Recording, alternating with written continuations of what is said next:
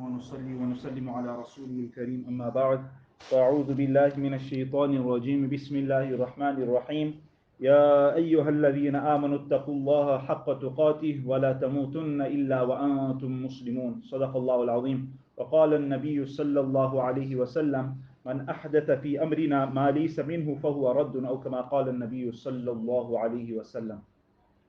Respected brothers and elders, before going on to our main theme of this entire 10 days program, the Battle of Karbala, I have to make a few announcements.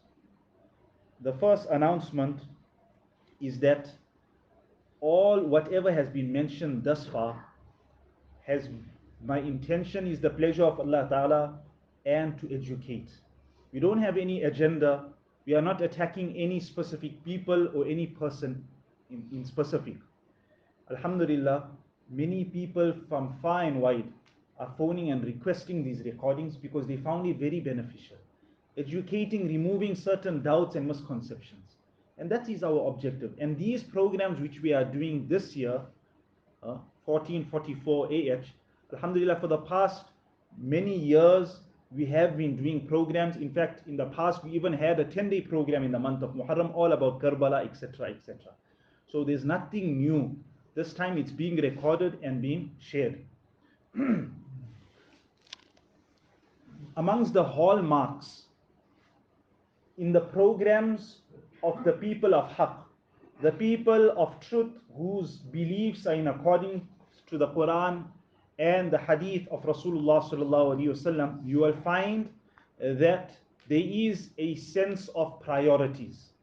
They have made it clear that our allegiance is first with Allah Ta'ala and His Rasul sallallahu alaihi wasallam, thereafter the Sahaba Kiram, Ahle Bayt, and then the Awliya Kiram, the Muslims and the people alive. You will learn priorities, and that is the hallmark in the programs of Haqq.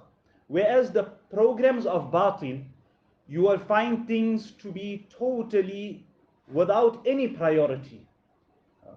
A person phoned me recently, is telling me, Unana, I joined a program, and here the person gave a story, and based on that story, he proves so many things that if you don't take ya and call out to a certain thing, he's basing all it based on a dream, based on a story. Our deen is not based on dreams and stories. Our deen is based on Quran and Hadith. After explaining the story, he then mentioned, see, somebody saw this person who made khidmat of his mother. They saw him in Jannat.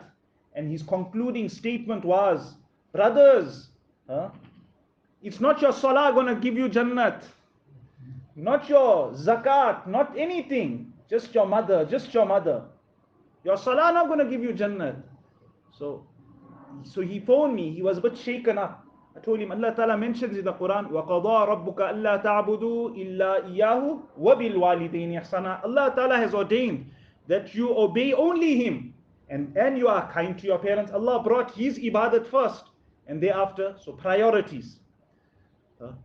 I attended a certain program, and here the Maulana, he quoted a hadith of Hazrat Abu Hurairah radiallahu anhu, and immediately thereafter he said, and you know what also, respected brothers, what I'm going to tell you now is so important. You have to do this. It's so absolutely important. Make sure every single one of you do this. And you know what is that? That is the kul sand. Like, what is this kul sand? Even Hazrat Abu Hurairah, I imagined, in his grave also wondering, you're quoting my name, what is this kul sand? Then he explains, when you bury a person, you read the 3 quls, blow on the sand and make sure you put it in the qabr. It's other than a person never read his fajr namaz for the day, I need to save that person by reading the kul sand. So where we get things like this from? Only Allah knows. Our beloved deen, the deen which Rasulullah sallallahu alaihi wasallam brought, there's not going to be any changes, no additions, no subtractions. Absolutely perfect as it is, how we saw. But when a person doesn't know basic deen, for anybody to stand in front and to bluff you becomes so easy because you're not holding on to anything. Respected brothers, the point, when you join the programs of haqq, you learn priorities in life. I gave so much importance. You want to accept Islam, you made your khatna. Oh, you already put something on the line that you accept Islam, now you're going to get chopped off. He's so scared. Now he's wondering, must I accept Islam? Mustn't I accept Islam? And as for that Appa, she's going to accept Islam. Wait, I'll get one auntie to bath you. All her life, nobody gave her a bath. Huh? For so many years of her life, she remembered when she was small, her mother gave her a bath. Now, when she wants to accept Islam, another auntie has to give her a bath. And as for you, you're accepting Islam. Wait, we're going to give azan in your ears. Huh? Where we come up with all this? There's no basis. Now, when you join the people of Haqq, you understand all these, fairy tales and old people's tales of giving azan into elder people's ears. This azan and iqamat is for a child. There's no such thing in adults. So, in the people of Haqq, you will understand priorities. Ja'al haqq zahaq al-batil. Inna al-batila kana zahuqa. When Haqq comes, then falsehood will vanish. Turn on the light. So our object is to educate, understand that in the gatherings of haqq, you will learn priorities. In the gatherings of people who have shallow knowledge, who have agendas, then all their priorities will be upside down. What Nabi Sallallahu Alaihi Wasallam and Allah Ta'ala never give importance to, you will find, make sure you're in the safs for janazah now. Must be 3 safs, brothers. How you all can do? Where's the odd safs? Make sure there's odd safs. He never read Fajr namaz, he never read Zohar namaz. But for the Janazah namaz, there must be odd safs. Break up your safs. So much of importance on mustahabs. In the first 10 days of Dhul Hijjah, you're making qurban. You cut your mush. Allahu Akbar. You cut your nails. It was mustahab. We're not saying undermine a mustahab. But the importance you're supposed to show to a farz, that importance you're going to show to a mustahab, you'll misguide everybody. So, like how Shaitan used the trick of love to destroy the Christians. Similarly, for the Ahle Bayt, Nabi Sallallahu Alaihi Wasallam and the Awliya Kiram, Shaitan uses the trick of love. How many enemies of the Ahle Bayt will commemorate the Wisal of Baba Farid, Rahmatullahi Alayhi, because they know they'll catch the simple-minded through the love for the Awliya Kiram. Then they will take them on an emotional twist for the Ahle Bayt. Through Baba Farid, we'll use his name, his function, and we'll take them on an emotional twist to where? For the Ahle Bayt. The Ahle Bayt, then they'll tell you the Ahle Bayt were oppressed, and they'll be waiting for you to ask. They'll create a curiosity within you. You'll wait to know who was those evil people who oppressed the Ahle Bayt. To just to plant hatred of the Sahaba radiallahu anhu in your heart. So you will find a seesaw is never balanced. It was supposed to be one up, one down. So you must have so much love for Ahle Bayt that hatred must be planted in your heart for everyone besides them. So people manipulate the awliya kiram. Can you ever imagine Hazrat Hussein radiallahu anhu telling the people to drink red sharbat in the first 10 days of Muharram? By doing that, you will quench the thirst of the people of Karbala. Have the red sharbat. And if you can't conceive, then come with a red apple. And then what you must do with the red apple? It must be kept by the Panjatan, and must eat that red apple full, and must bury the seeds. When you finish, must bury the seeds. Then the lady will conceive, respected brothers. And you must come to a certain house where a certain mannat will be taken. You'll have vegetable or dry fast there. And thereafter the taziyat will be taken out. On the 8th, they'll carry the sawari, the sandal sharif. Thereafter the qawali and the fire tramping. Sometimes, time permitting, they'll do a tiger dance also. And matam will take place. The Ahle Bayt come on the earth for the first 10 days and return on the 10th. and the Kheer Puri will take place for a certain amount of days. You wash all the utensils and your hands in the same bowl of water, all for Imam Jafar rahmatullah Ali. Muharram and Ashura house, there'll be 5 sticks dressed with cloths and garlands, orange, green and yellow, stand for poison, and red is for the blood. All these strings will be around the Panjatan, and if you want to be blessed, then you will come and take these strings, keep them on your body. In that way, you will get the barakah, and all this must be returned to be placed in the tazia, which will be taken to town, and then from there to the river to cool off. Also, there will be a man there with a peacock feather. He'll rub on the Panjatan and rub on you. In that way, that brass hand with 5 fingers that brass hand with 5 fingers, from there you'll get the blessings of Panjatan. And what else? They'll sell you small organs. So if you got a headache, you must buy one head. If your hand or arm is paining, you must buy a plastic arm. And your eyes are paining, they'll sell you some small rubber eyes. All these different things are sold, and probably they'll use it again for next year's sale. So people buy and give back, and their limbs get blessed. So respected brothers and elders, Maulana Ahmad Raza Khan Sahab has mentioned in his kitab, in Muharram and the Urs, the gathering, beating of drums, playing sarangi, singing qawwali, singing praise of Allah Ta'ala, the Prophet Sallallahu Alaihi Wasallam, the saints over musical instruments are all haram. There is also unanimity amongst all Sunni scholars that taking out Tazia procession is a bid'ah. Who's mentioning this? Maulana Ahmad Raza Khan Sahab. In which page? In the Kitab Ahkam-e-Shariat, page 25 and page 26. So, respected brothers and elders, points of this nature were mentioned previously in the years gone by. Now, going straight for Karbala. What happened and what transpired? After the sad demise of Hazrat Uthman radiallahu anhu, the Khalif of Islam, the Khilafat was entrusted to Hazrat Ali radiallahu anhu. However, some of the Arab states were against this decision and wished Muawiyah radiallahu anhu, who was a very prominent and eminent companion of Nabi sallallahu alaihi wasallam, to take over the Khilafat. This caused friction between the two great personalities. But matters definitely improved when, after Hazrat Ali radiallahu anhu, Hazrat Hassan radiallahu anhu handed over the Khilafat to Hazrat Muawiyah radiallahu anhu.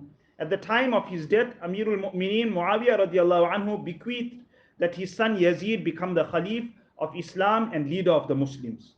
The governor who Yazid had appointed for Kufa, which was a large state of the Islamic Empire, was a tyrant by the name of Ubaidullah ibn Ziyad. The people of Kufa were being oppressed at his hands, and therefore desired that the governor be Hazrat Hussein radiallahu anhu. Amirul Mu'mineen Yazid was against this opinion, as he feared it would once again cause conflict between the two families. He therefore commanded Ubaidullah ibn Ziyad to ensure that Hazrat Hussein radiallahu anhu does not even enter Kufa, lest he takes over, which was a great possibility seeing the high population of the state and their tremendous desire of him governing them. They constantly wrote letters and sent messages to him requesting him to come and take over. Eventually, after declining the invitation several times, Hazrat Hussein radiallahu anhu prepared to go to Kufa and help the people. His friends and family advised him not to go, as they knew that even though the hearts of the people of Kufa may be with him, their swords would be against him due to their helplessness. But Hazrat Hussein radiallahu anhu did not take heed and set out for his journey towards Kufa. For details, there's many kitabs of this nature. One authentic kitab I have with me, inshallah, there's lots and lots of details where Hazrat Abbas radiallahu anhu, Abdullah bin Abbas radiallahu anhu, came and advised him and begged him. Hazrat Abdullah bin Zubair radiallahu anhu, the relative of Hazrat Hussein radiallahu anhu, he came and he told him, please, I'm begging you, I'm giving you my mashwara. He ended that mashwara. Hazrat Abdullah bin Abbas came again to tell him, please don't go. Abdullah bin Zubair told him, you stay here, I'll go on your behalf. I'll go take the bet from everybody.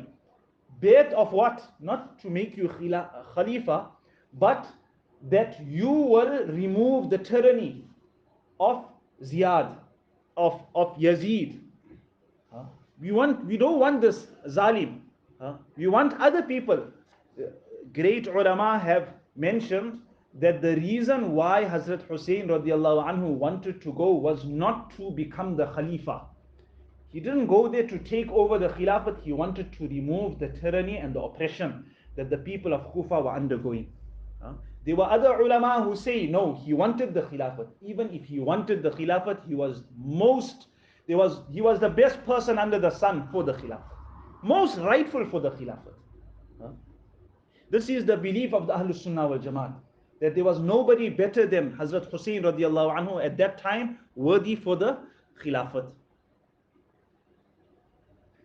During the journey, Hazrat Hussein radiallahu anhu was informed of the murder of his cousin. In this kitab, they got Muhammad ibn Uqayl. In other kitabs, they have, what was his name?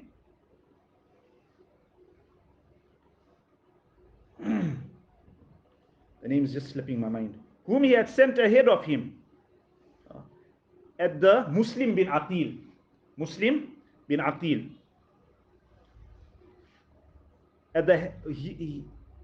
He had sent ahead of him at the hands of Ubaidullah ibn Ziyad. This caused hesitation and he considered turning back. However, a few of his companions who are now determined to take revenge for the life of Muslim bin Aqil, in this kitab Muhammad ibn Uqayl, urged him on. Before he reached Kufa, he was confronted by a group of 1,000 men sent by Ubaidullah under the supervision of Hur ibn Yazid. Hur told Hussein radiallahu anhu that Ubaidullah had commanded him to take Hazrat Hussein radiallahu anhu to him. Hazrat Hussein radiallahu anhu said while addressing them, I have not come here on my own accord. I received several letters from you saying that we have no leader. Please come and govern us. If you still wish me to come, then I'm prepared to do so. And if you now do not desire this, then I'm prepared to return. Hur and his men denied knowledge of any such letters and were persisted on taking him to Ubaidullah. Therefore, Hazrat Hussein radiallahu anhu commanded his companions to turn back. But the opposition did not allow that to happen. Because Ubaidullah wrote a letter to Hur commanding him not to allow them to do so. In another letter he wrote that if Hazrat Hussein radiallahu anhu surrenders himself and comes to me, then do not fight him. Otherwise bloodshed is the only answer. Hazrat Hussein radiallahu anhu also said to them, in order to prevent such a situation, either allow me to return to wherever I came from, or let me come to a decision regarding this issue together with Yazid, or send me to any Muslim border, or I will undergo any hardships they do. But Ubaidullah did not accept any of these orders or offers to prevent war, and Hazrat Hussein radiallahu anhu was forced into a battle that led to his horrendous martyrdom. In the Battle of Karbala, which took place on the 10th of Muharram, Hazrat Hussein radiallahu anhu was slain at the hands of Sinan ibn Anas. His head was slashed and presented to Yazid. When Yazid saw what was placed in front of him, he was in extreme rage, regret and grief. He cursed Ubaidullah for doing such a lowly act, for he was only commanded to ensure that Hazrat Hussein radiallahu anhu does not take over leadership in Kufa, and that too was with the best of intentions. This is what this kitab says. Other kitabs say that it possibly was a pretense. Yazid was pretending to behave in this way. Allah Ta'ala knows best. The Ahle Bayt, the household of Hazrat Hussein radiallahu anhu, was left grief-stricken. Yazid accommodated them for a few days and looked after them with extreme hospitality. Their father also lost all much. They had lost all of their belongings as their tents were raided after the battle. Yazid gave each of them 3 and 4 times the amount that was stolen from them. During their stay, he repeatedly said, I should have not prevented Hazrat Hussein radiallahu anhu from taking over. What harm would a little decrease in my authority have done? At least I would have in that case observed the right of Nabi sallallahu alaihi wasallam and his family. May the curse of Allah be on Ubaidullah ibn Ziyad, who forced Hussein radiallahu anhu into battle and declined all offers of treaty. When bidding them farewell, the family of Hazrat Hussein radiallahu anhu, He again said, had Hazrat Hussein radiallahu anhu presented the offers of treaty to me, I would have indeed accepted them. I would have done anything in my power to save his blessed life. He also told them to keep writing letters to him and to let him know if they need anything. Thereafter, he sent them to Medina in the care of some of his reliable men.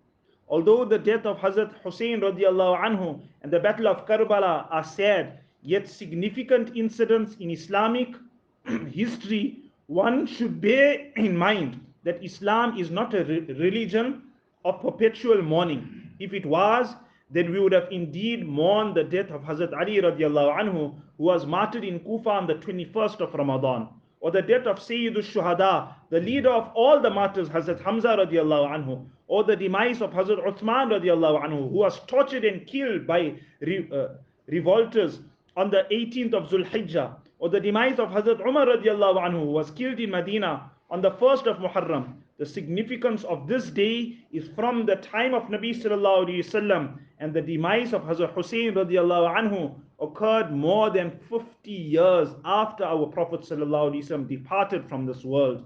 Therefore, mourning on this day due to the martyrdom of Hazrat Hussein radiallahu anhu is baseless and incorrect. Respected brothers, many a times people play with our emotions. They want to create enmity, hatred. We need to take revenge. Allah Ta'ala himself took revenge. It is mentioned that Yazid and Ziyad and all those who are involved in any way never lasted more than 3 years. Every one of them were killed, like how one of the Ubaidullah bin Ziyad, like how he cut off the Mubarak head of Hazrat Hussein radiallahu anhu, and he disrespected the head of Hazrat Hussein radiallahu anhu. The exact same thing happened to his head. Exact same thing happened to his head. Every one of them, whoever took part in the battle of Karbala, every killer, every person from the opposition, nobody lasted within 1 year. Those who were directly involved, all of them were killed, brutally killed. Allah himself took revenge. Yazid himself didn't last long. So when Allah Ta'ala himself is protecting Huzur Pak sallallahu alaihi wasallam, protecting the Quran, protecting the family of Rasulullah sallallahu alaihi wasallam, there's no work for us to do. What are we supposed to do? Do what Hazrat Hussein radiallahu anhu in his letter to the people of Kufa, I instruct you to follow and uphold the commands of Allah Ta'ala and very strictly adhere to the sunnats of Rasulullah sallallahu alaihi wasallam and stay away from all innovations totally. This was in the letter of Hazrat Hussein radiallahu anhu, which he wrote to the people of Kufa. So despite the people of Kufa receiving the letter and the clear instructions of Hazrat Hussein radiallahu anhu, did they carry out that advice? They didn't carry out that advice. Had they genuinely loved Hazrat Hussein radiallahu anhu, till today will we find all the things that are invoked today? Everybody will be upholding Allah Ta'ala's command, adhering strictly to the sunnats of Rasulullah sallallahu alaihi wasallam, and staying away from all those things which were never there for the first 133 years. Like how Muharram came over Sahaba radiallahu anhu, Huzur Pak sallallahu alaihi wasallam, and the Ahlul Bayt for 133 years. That same Muharram is coming over us. Rabiul Awwal is coming over us. In all the months of the year, we need to look back in the golden era and see how they did things. We should not resemble the Hindus. We should not resemble any other culture. Nabi sallallahu alaihi wasallam in the month of Muharram is giving us a lesson. Khaliful Yahud. Oppose the Jews. Oppose the ways of all other religions, all other faiths. Why? Because we as Muslims have the best. And the best is the life of Huzur Pak sallallahu alaihi wasallam. So why do we need to follow anything else or do anything else? But we want to get the easy way out. Respected brothers, what is the easy way out? Let's do a little bit entertainment. Damadam mast calendar. Finished now. Finished. We had some enjoyment. Little bit tamasha yaha waha. Huh? For the rest of the year until next year Muharram, you'll be quiet. How can we get blessings from any house besides the house of Allah Ta'ala?